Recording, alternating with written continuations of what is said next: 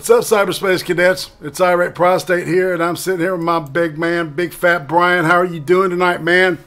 What up, fam? It's Creeptober. It's Shocktober. Shocktober. My bad. I fucked that one up already.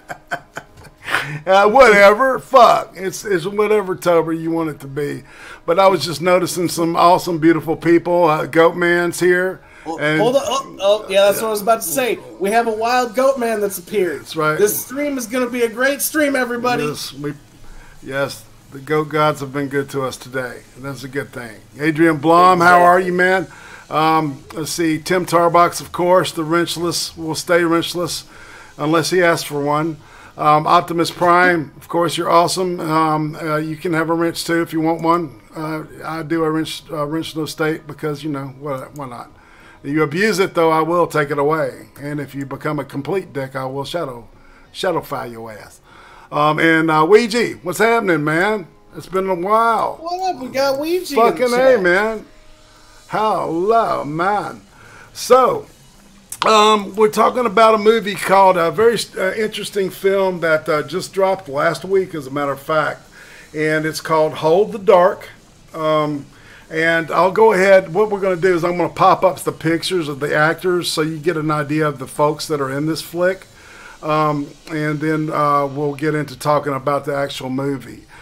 This movie does come from a book written by a guy named William Giraldi, which I don't know. I've never heard his name before, but we'll come back to that later.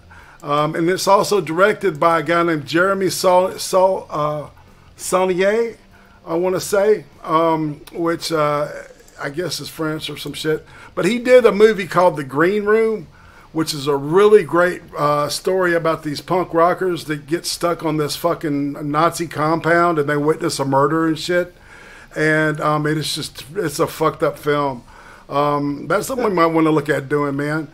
And then he did another movie called Blue Ruin, which keeps popping up on my radar as like, dude, you got to see this, right? Because people are telling me and shit.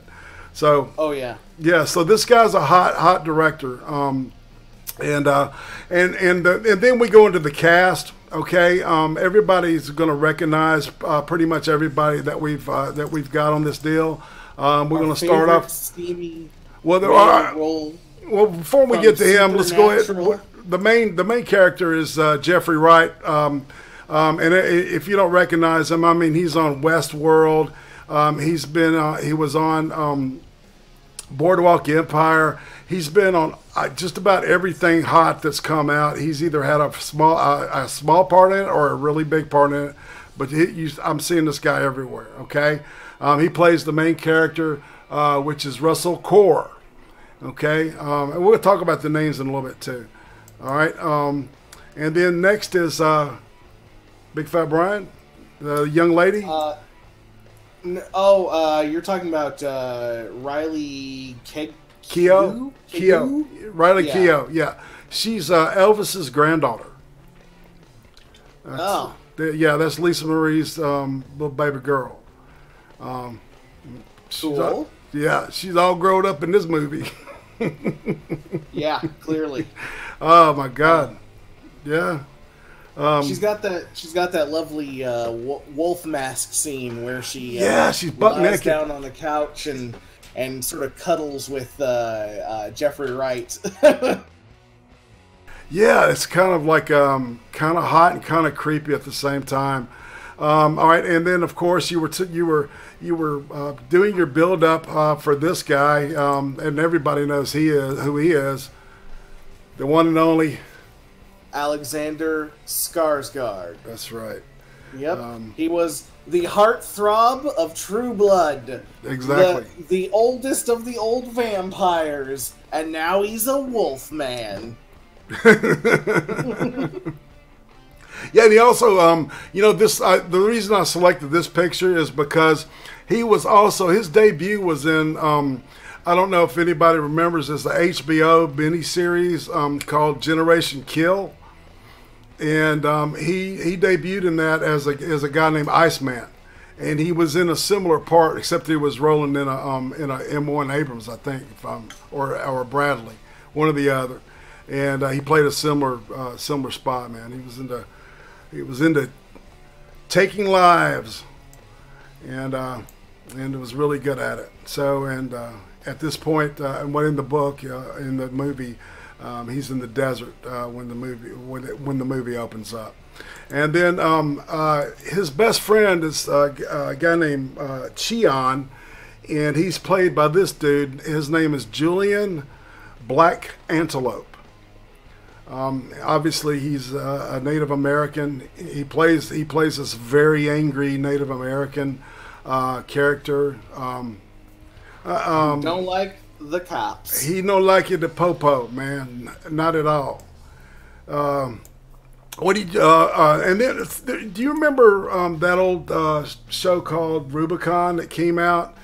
It was like 8 or 10 episodes. It was fantastic, and they just fucking dropped it like nothing.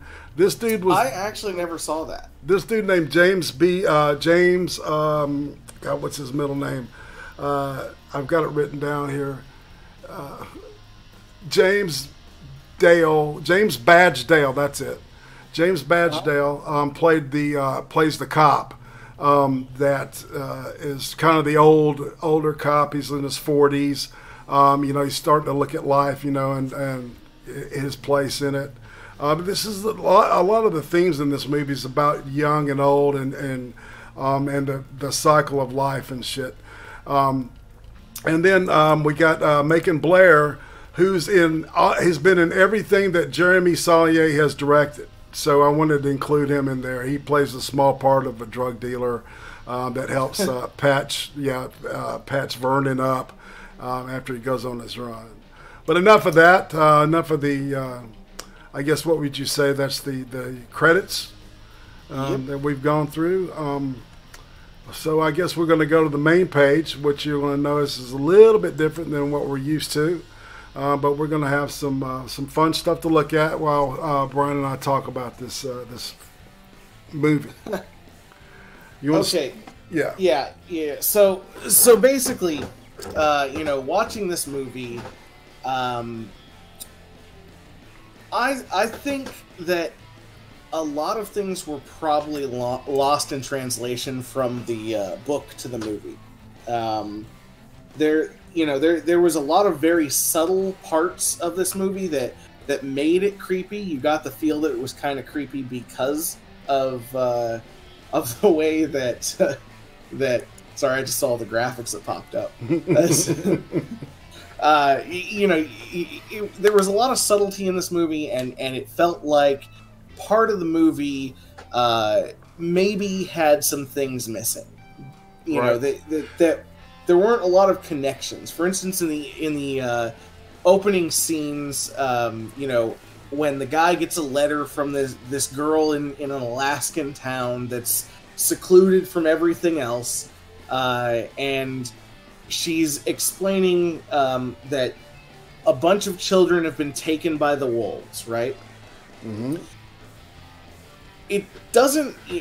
When the wolf guy, as they claim the main character to be, which is right, when he gets to the town, they don't really explain a whole lot, and I get that there's supposed to be an air of mystery here, but they didn't have like any ritual symbols anywhere. There wasn't any there was an old Native American, or I guess you'd call her Eskimo, because it's Inuit, right? It's Inuit lore and folklore, and I can't. What word would be good for that? Like not religion, but I don't know. Folklore probably. Folktale. Folk tales, folklore would be the best way to describe it, right? Well, yeah, and so here's the thing. I've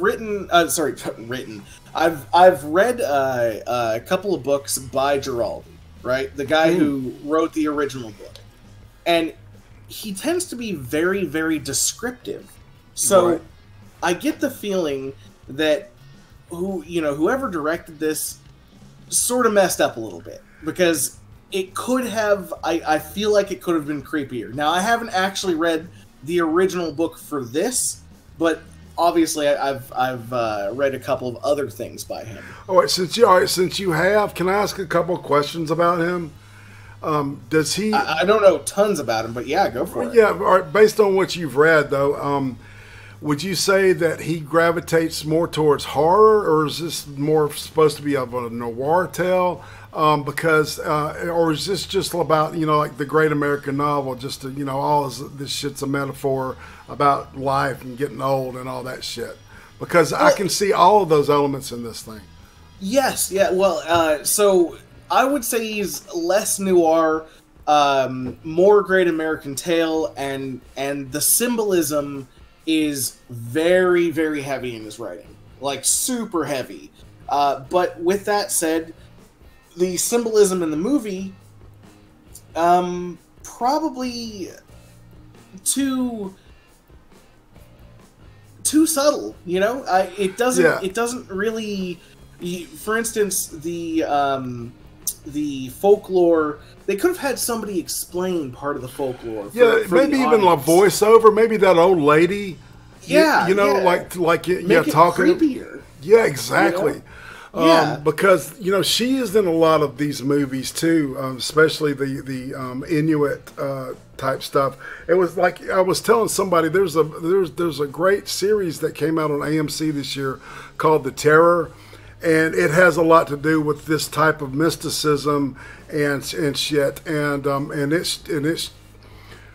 it's creepier and weirder, and like at some point you don't know if you're on Earth or if you've gone into another dimension, right? Whereas this movie is like you're pretty much secure, and you're on Earth here, and you're just in rural Alaska. Well, yeah. Okay, so let me ask you this then: would you say that throughout the movie you saw anything that would strike you as supernatural?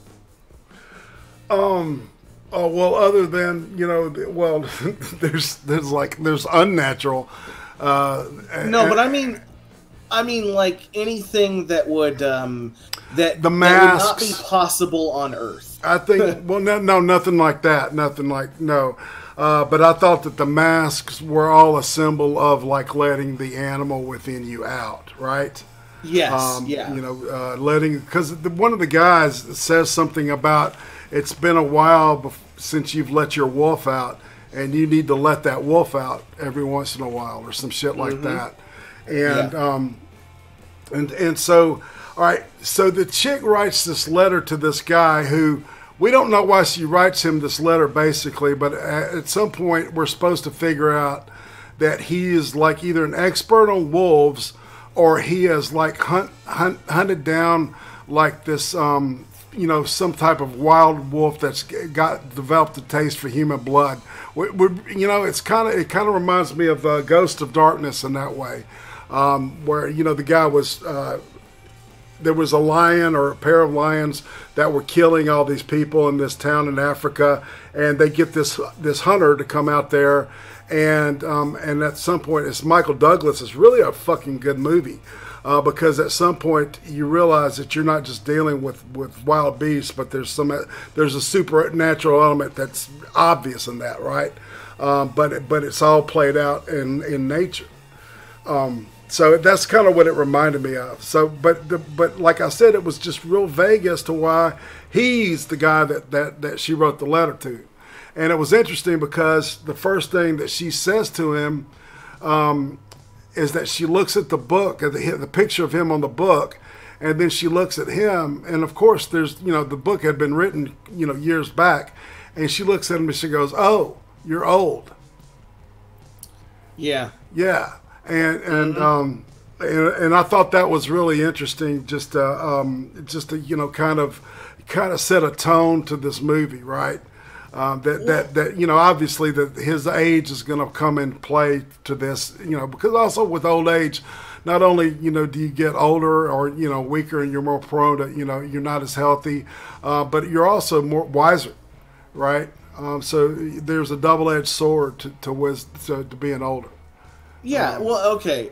So I get the feeling that part of the reason that she contacted him was because there's supposed to be this symbolism that the people in the village are like a pack of wolves, right? Right. And she contacted him because he understands wolves. and when he's reading her letter and she's explaining to him that the wolves have taken, this many children in this amount of time, that should have been the first clue that something was different. Right. Because the obvious metaphor that the people, the children, and then remember he says something about his daughters in Anchorage, and she goes, "Well, that's not Alaska, right? Mm-hmm. Like Anchorage, we don't consider Anchorage as being part of Alaska. That's civilization. That's right. Yeah. That's civilization. So this is more about living out in the sticks, and with your own thoughts and shit. It's almost like being in solitary confinement for a lot of these people." But it's a real small town, and so I think that the wolves are a definite metaphor for all the people in town, especially. Well, go ahead. Yeah, and so to the director's benefit, I guess, she hand wrote him a letter, which says a lot, because this takes place in modern time. Most people, if it's an author, they would have emailed them or tried to tweet at them or something like that. Nobody in these houses had a cell phone. They lived in these like shacks made of plywood and planks, and you're sort of you get the feeling like almost survivalist style town, right? Where they're not. They're not really in contact with the rest of the world, except maybe the police, because they all seem to know each other. Right, and right, and they're like they're like a symbol of invasion anyway, right? Because it's like even though the people that aren't like natives, Inuit people, see the police as an external presence, right? An invasive presence.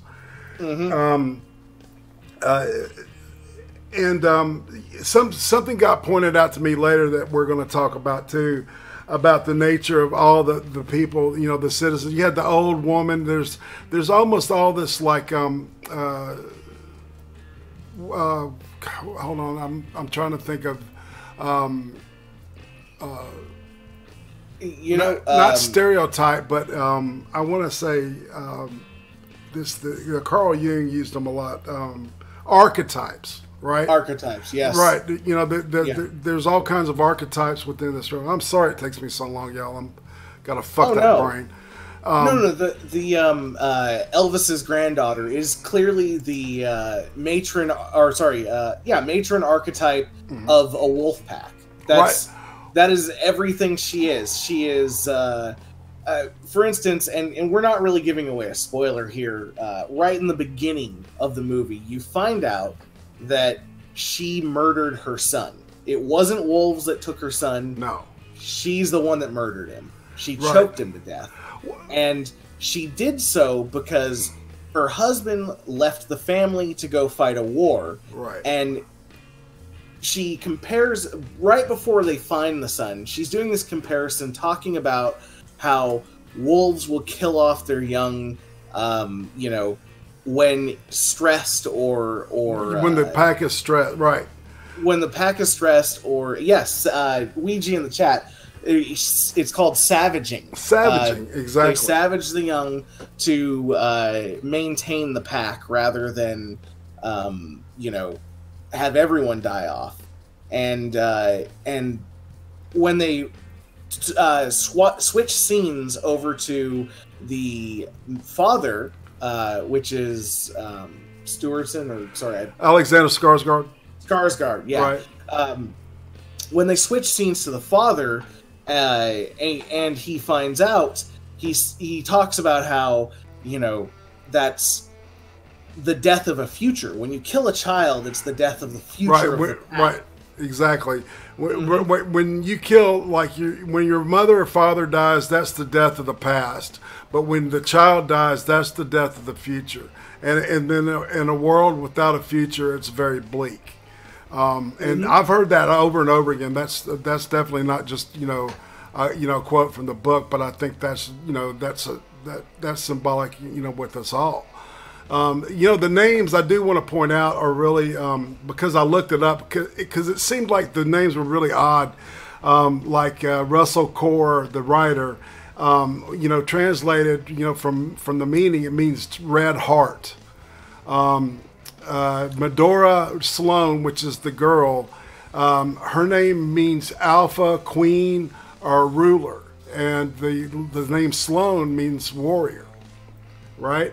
The husband's name means flourishing warrior, right? So she's the queen, and he's the flourishing male. Bailey, the son, his name was more of like a governor. And we don't find out too much about him. Cheon, that was a difficult name to find. And it's an Inuit name that relates to Korean, is the closest language that relates to it. And the Korean translation for it is intuitive or artistic. And what we see is a guy that's anything but.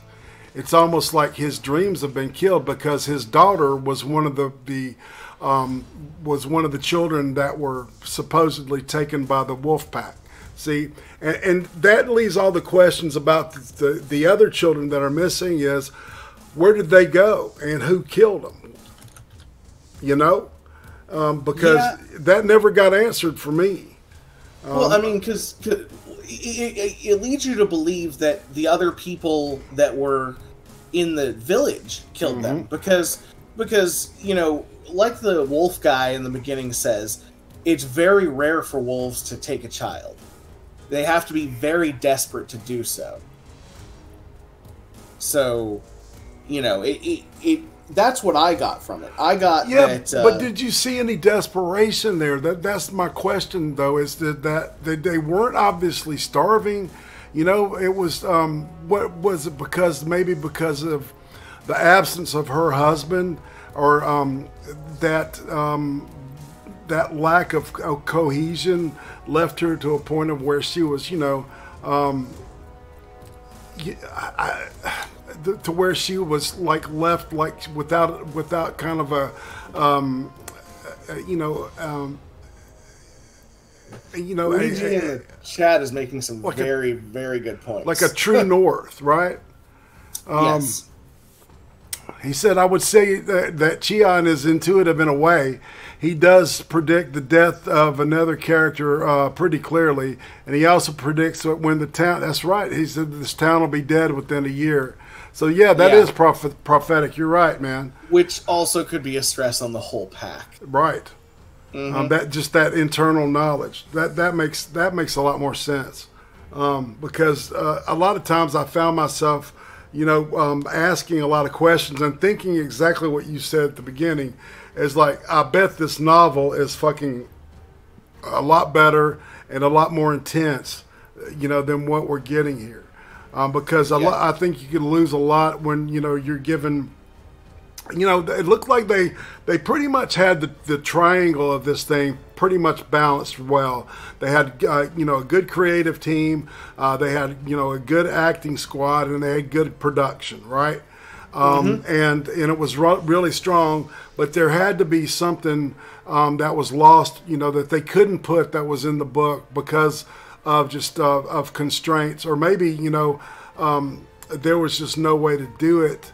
I think though, when what you and I were talking about, the most logical way would have been to have some type of storyteller, giving us even examples, out of even using a Fight Club style narrative. Yeah, exactly, metaphor, narrative, that kind of thing.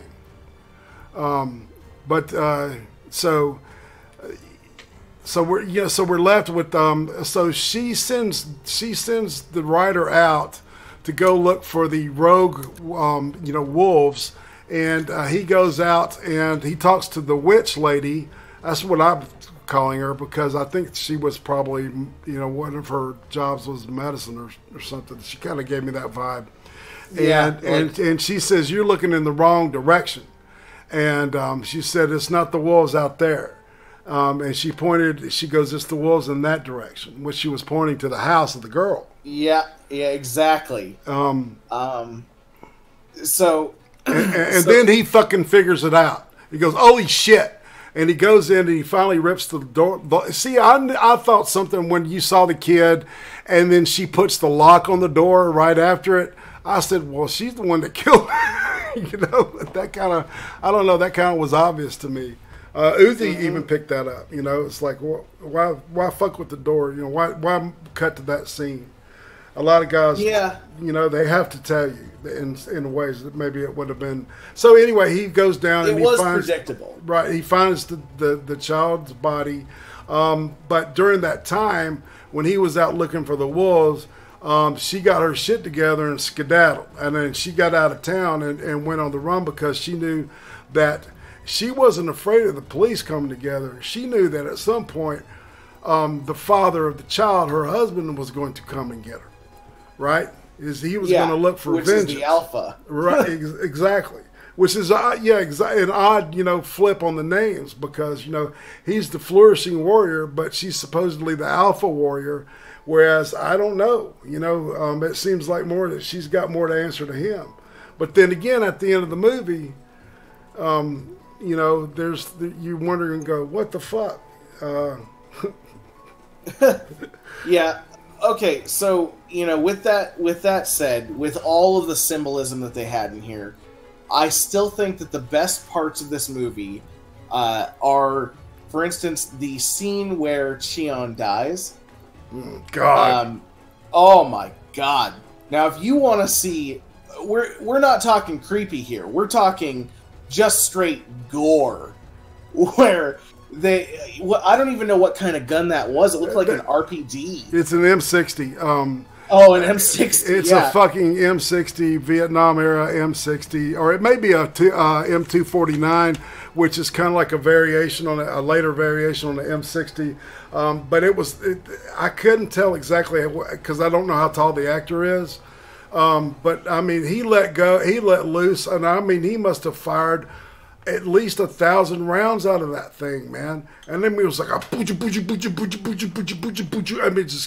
he opens the barn doors like at the top, where you usually put your what do you call it? You put your hay and shit, in the barn, right? Well, he opens those doors at the top, and guess what he did? He's got a fucking, what they call a squad automatic weapon, which is a true machine gun. It's not a submachine gun. Submachine gun's the kind you carry on your person, like the Thompson submachine gun, an Uzi, or the current machine guns that they're using, or what they call they're calling automatic weapons or semi-automatic rifles. Jack the Ripper, thanks for the $15. Roll Tide Roll, showing you some love. Thanks, man. I can use some love right now. But I'll call you later. Oh, nice. Jack. You just got a donation? Yeah. I want to thank him for that. Yes, it's awesome. I think that's maybe the first big donation we've had on here. I'll have to look back in the past. I don't know. My brain. It's fucked up. My brain is fucked up. What struck me as odd during that scene where he's just unloading, and there's probably 30 cops there, and he just wipes them all out. He basically destroys an entire police force. Yes. Right?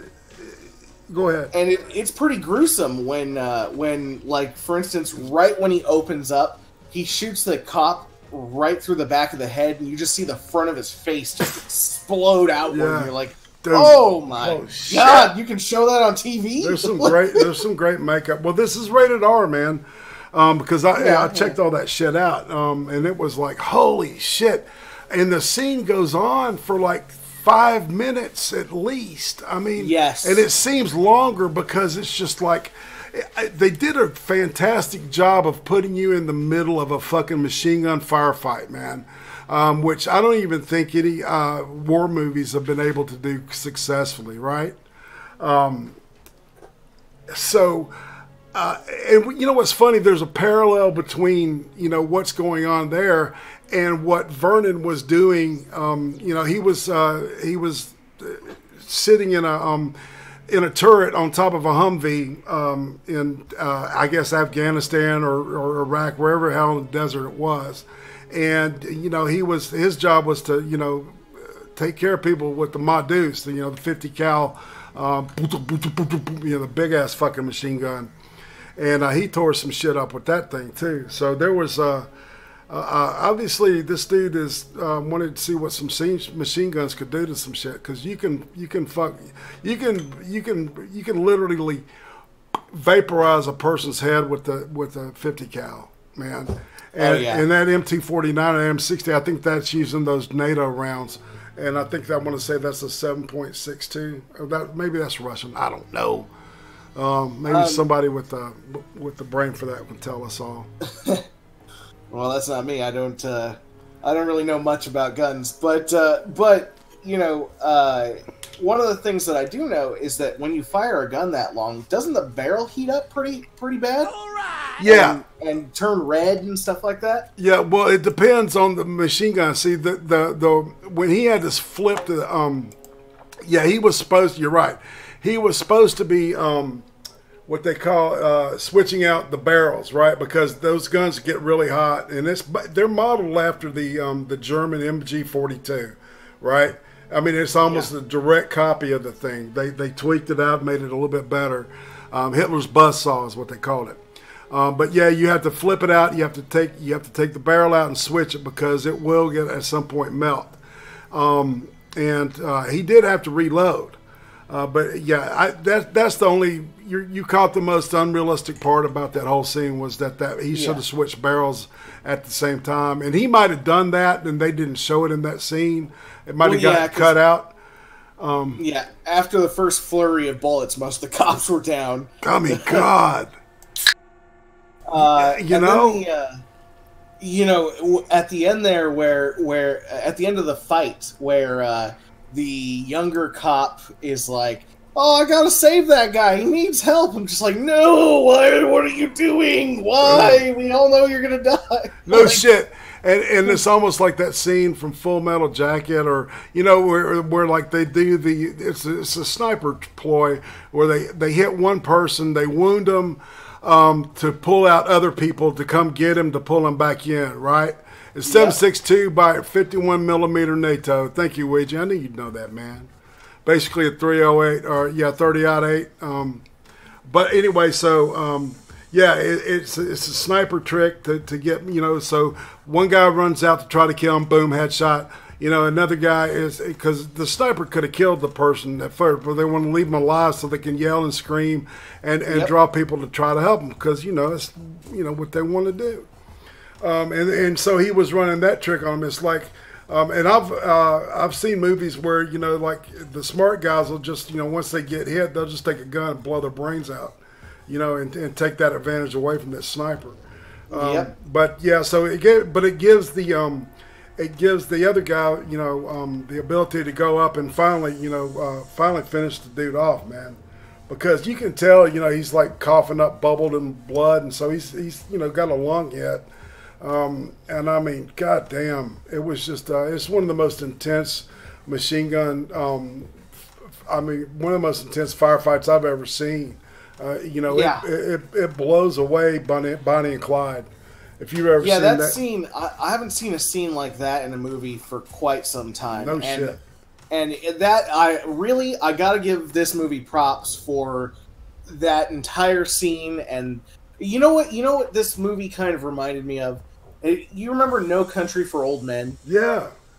Very much so like No Country for Old Men, because you know, there's the whole prophetic aspect of it. There's the main character being because there's, you know, Skarsgård. Skarsgård being this crazy badass the entire time that, you know, is running around shooting people in the head.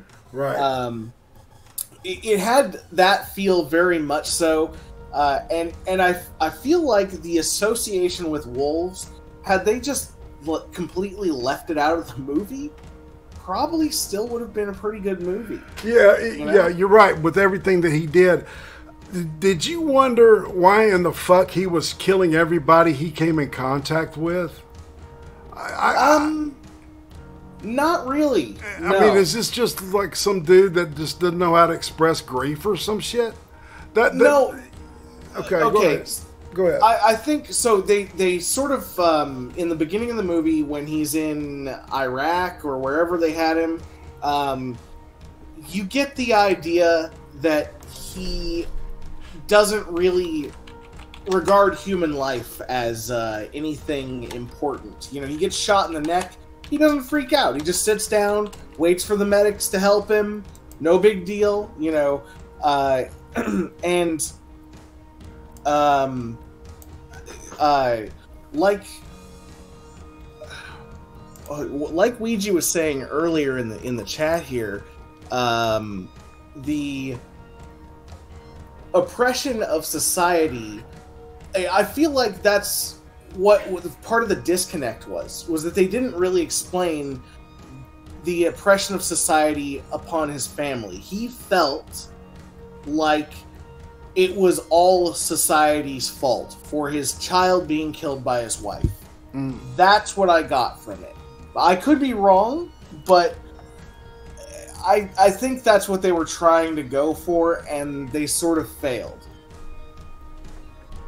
You know, it was open to interpretation, but at the same time, you could have given a little more of a connection, and they didn't do that. That is one of the major downfalls of this movie. Hello? So yeah, I'm thinking. Yeah, we got all right. So we're looking at right at a quarter till. So, all right. So I'm going to throw some shit at you. Okay. Okay. How about that? These two are brother and sister. Oh yeah. I mean, they literally when they say that they look the same. They both have blonde hair, and blue eyes. Same eyes and same hair. Right. Yeah.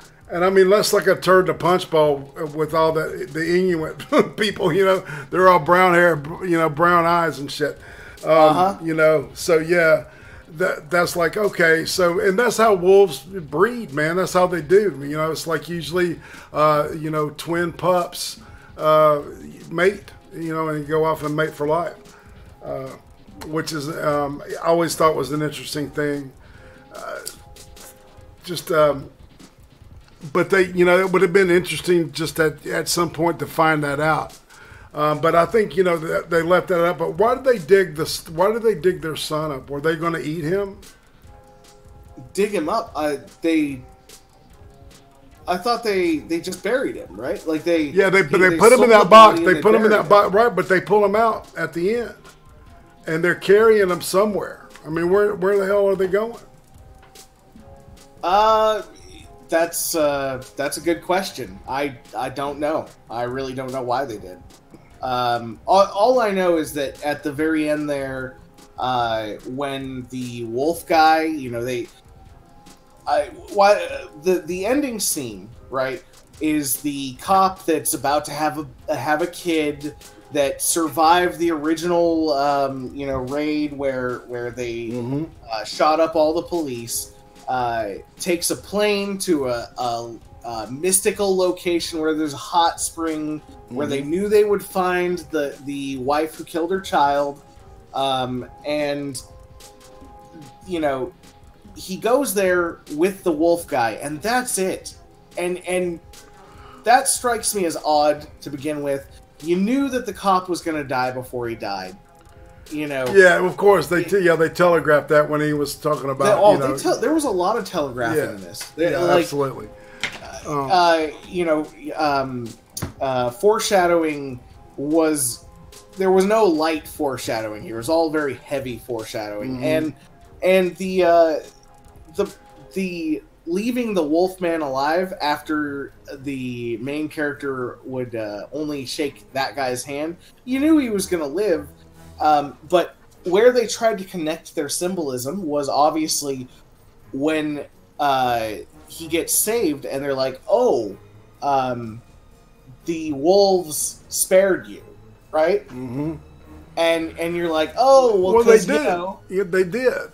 You know, yeah, the wild wolves spared him, and so did the human wolves. Exactly. Because, you know, the guy, you know, takes the arrow out of him. You know, he unscrews. Look, if he really wanted to fuck him up, he would have pulled that barb out. He would have left the barb in and pulled the arrow out. Because that'll rip your ass up. So he unscrewed the tip, the barb off of it, and it just pulls the stick out, right? So he can use it again. And actually, he did him a favor because it showed that was the through and through, and he wasn't coughing up blood. So he knew he intentionally shot him exactly where he shot him. I mean, did you see the shot on the cop when he shot the cop with the arrow? Yeah, through the neck. It was like through the neck, like a buck. Yeah. Boom. Yeah, he got him right in the neck, and it went straight through his chest cavity all the way out the bottom. Didn't even hit the ribs. Yeah, you know, it was exactly that was a good clean hit to leave the most meat, like you would want to, you know, hit a buck with. Exactly. So, and then at the end we see, you know, the man and the woman. With the box that supposedly they buried their son in. You know, they dig it up and then they're carrying it off in wherever they're going. And I'm like, well, so are they going to eat him or what? You know, they might. Why in the fuck would they dig him up? See, that's the only reason I could see that they would dig him up, would to feast on him, because obviously there's this cycle of life thing, and they're they're going to make, you know, they made the child in that warm in that hot pool, you know, and I think that was the whole reason that they did it again, was to, you know, make another child, and you know, proving, you know, it's like, you know, we can make another baby, you know, we can eat this one and survive. Uzi brings up a good point. Maybe the couple thought they would be reborn as wolves, so they would, and so would their son. And that goes back to the probably about halfway through the movie, where they talk about the fact that you know, the spirit of the wolf needs to be he needs to be reincarnated in the spirit of the wolf. Yeah. See, that's why I married her. Yeah, exactly. Another reason I married her, because I didn't even think about that. But you know, I would say that this movie was more so fan service to people who read the book, maybe, than it was a good standalone movie, right? Because it was missing a lot of things. The subtlety was cool, but it came off as artsy-fartsy in the end. Yeah. Rather than very creepy. You know, when I think creepy, I think The Void, I think Pandorum, and even The Void had some subtlety in it, where there was foreshadowing and a whole story in the background that you didn't know about.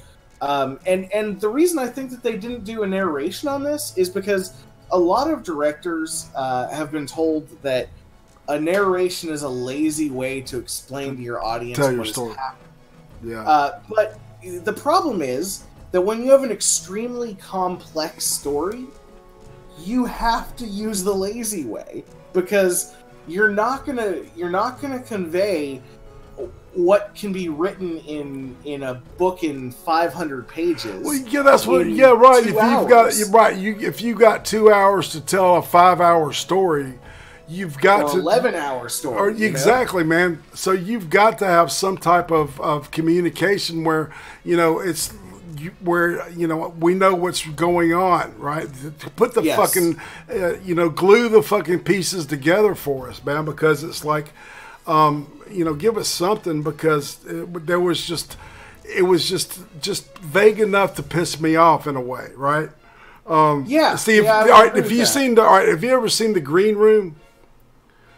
Hello? You cut out there for a sec. Say that have you seen the movie The Green Room? I have seen a movie called... Oh, no, that was The Green Door. My bad. Wrong movie, dude. I know what you're talking about. Yeah. The Green Room is, like I was saying earlier, Saulnier,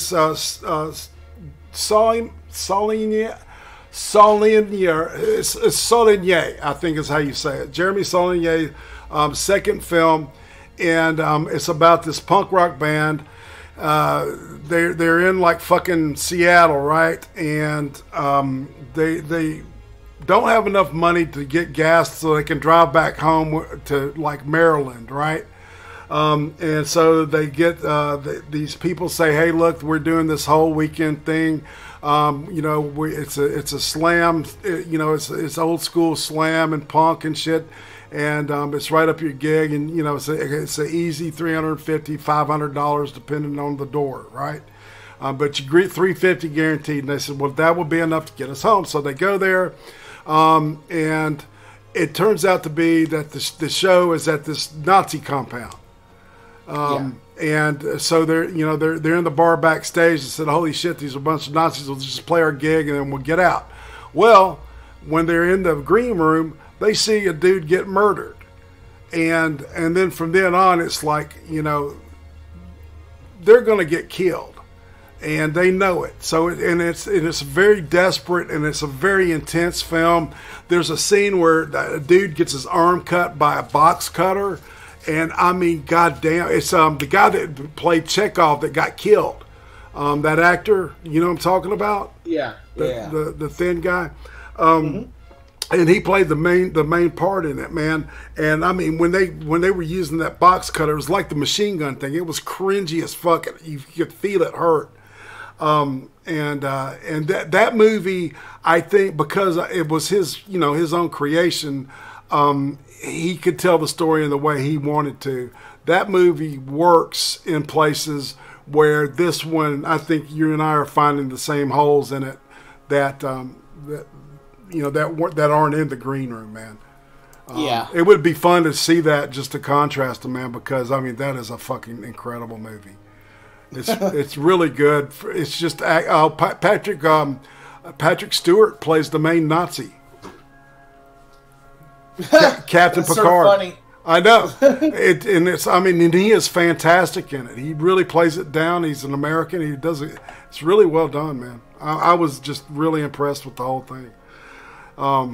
So out of 10, what would you give this movie? Okay. Because they kind of tried to pass this off as a horror film. And okay, if it's a horror film, it's like a heady horror film. And most people who want to see a horror film aren't looking about something that's going to make them think a lot. So based on that, as a horror film, I give it about a 6. As a movie, as a film, I would give it about an 8.5, man. I thought it was really good and intense. But like I said, the storytelling, the holes in the story were just, they were too prominent. I would recommend it to a friend of mine like you, or somebody that I know is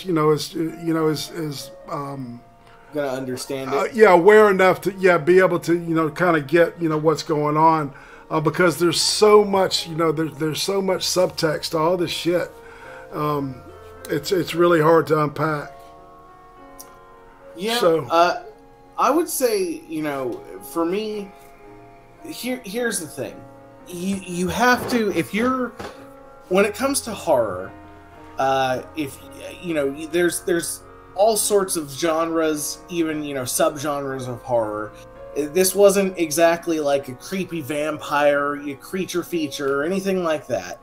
But this was one of those things where, like a Soylent Green style horror, where when you finally find out, it's like, oh, this is supposed to be shaking and everything. ground shaking, like traumatize you type of thing. Right. Where it's supposed to creep you out, and I don't think it did that for me. And so I have to give both the horror aspect and the story aspect, because it was not connected very well, a 6 out of 10. Mm-hmm. That's the best I can do for it, because it doesn't appeal to a broad audience. It doesn't appeal. The only reason that this got a 6 out of 10 for me was the acting was actually really good. I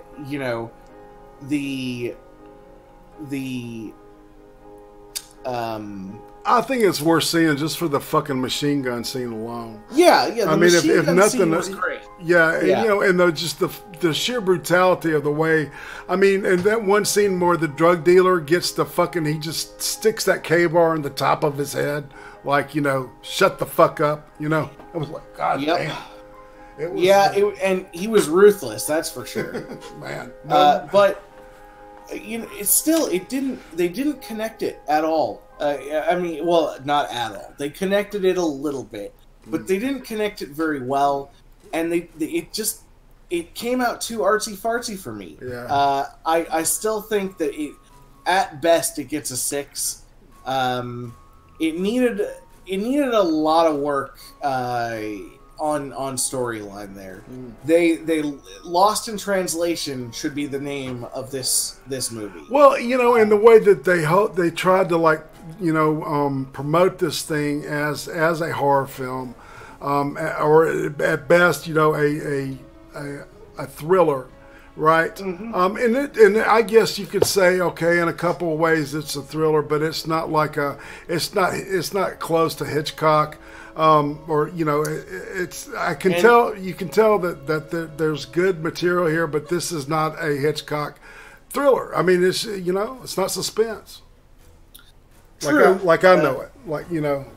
Well, that and when I think thriller too, I think Reindeer Games. I think one of those cop thrillers where they're trying to find this person who does all these bad things. That's not really what happened. It was one cop and one guy, and they didn't really do a great job of it either. Right. They completely messed it up the entire way.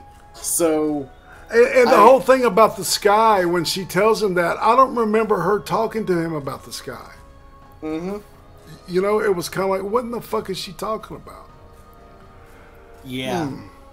So, okay, on that, so my combined score will be right at about 7.3 points. 7.5 combined, and yours will be like right at a 6, correct? Exactly a 6. I can't give it more than a 6.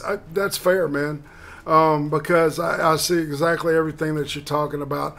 I was really digging the violence, man, because it was really well done, and a lot of practical effects that were really nicely done.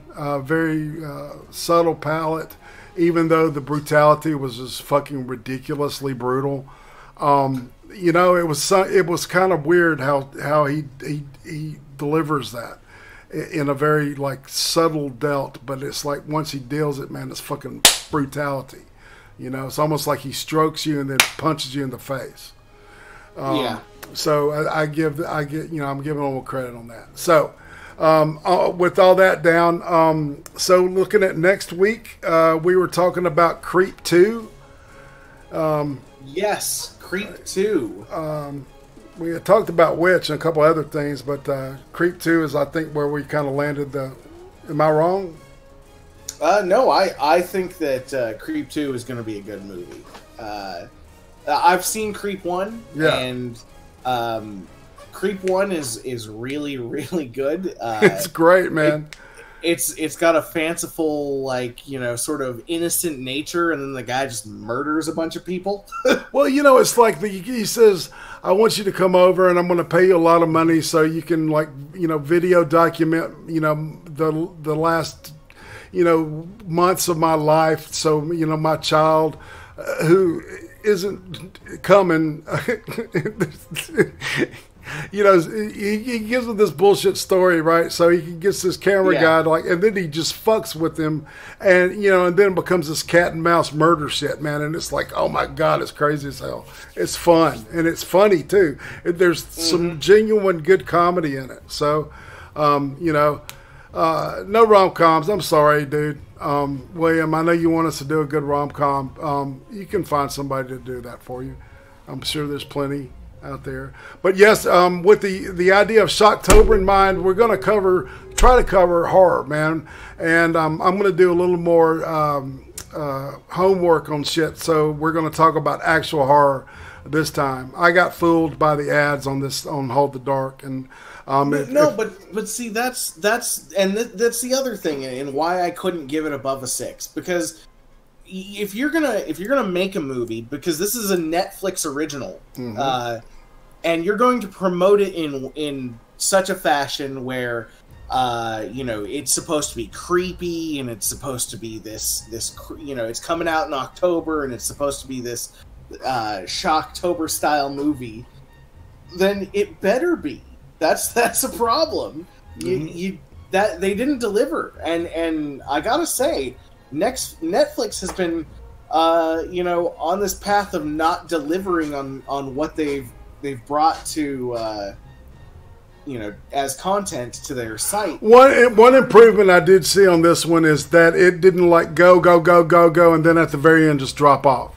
It was a cohesive like story, at least from beginning to the end. So I can give it that. You know, they've improved on that. So you know,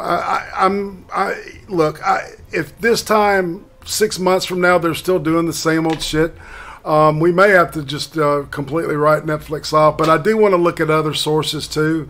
I re-upped my subscription to Shudder, so I'm going to look around for some horror on that. Yeah, because a lot of stuff that's on Shudder is also on Netflix and Hulu. Yeah, so maybe I can find some stuff on that. Just kind of looking, because usually they wouldn't let this go on there. I don't think, unless they were part of the production team. But anyway, so I diverge, or I digress. But yes, remember, it's Shocktober, people. And something that I put in the notes here, if you are a sub, if you are subscribed to Irate Prostate, and you put comments, especially during this month, and it's going to be an ongoing thing, at the end of the month, but you have to be a sub, and B, make comments on at least one of my videos. You qualify for a drawing at the end of the month for a $20 Amazon card. To do what you wish with it, you know, as courtesy of, you know, me kind of giving back to y'all, you know, for your love and devotion. So with that, so next week it is Creep 2. Brian, you got anything you want us to talk about? Anything you want to? We got Weekend Warriors. Fuck yeah. As usual, I may be coming out with some content this week, but I don't know, because I'm in the process of moving still and getting my house ready to sell. So is Warriors Saturday or Sunday this week? I don't know. I think it might be Sunday this week, just because everyone's been sort of busy. Yeah. So yeah, everybody, you know, cross your fingers and wish some luck for Brian to get this house sold. So he can find something new to move into and start this cycle all over again. And on that, I guess we'll go ahead and say later taters tomorrow night. Of course, you know, Cream Stream 57 with the Cream team, and starting a week after tomorrow, we'll start having guests back. So I'm excited about that. All right. So everybody, say goodbye. Thug Life fan. Bye-bye.